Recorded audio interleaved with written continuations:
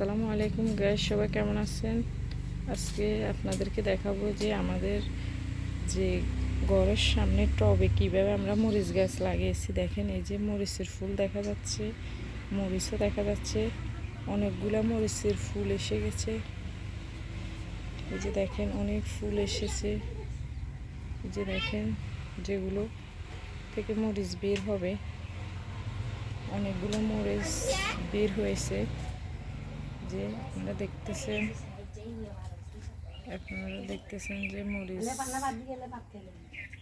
মরিচ গাছে অনেক মরিচ ধরছে, মরিচ গাছে অনেক মরিচ এসে গেছে। এগুলো আপনারা চাইলে টবে ঘরের সামনে বা ছাদে বা বারান্দায় লাগাতে পারেন।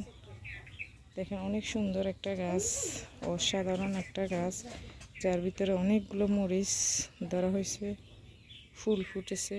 এই যে দেখেন, এখান দিয়ে একটা গাছ লাগানো হয়েছে, একটা হচ্ছে দেশি আর একটা হচ্ছে ছোট ছোট গোল গোল যে মরিচগুলো হয় সেগুলো। দেখেন, এটার ভিতরে অনেক ফুল এসেছে।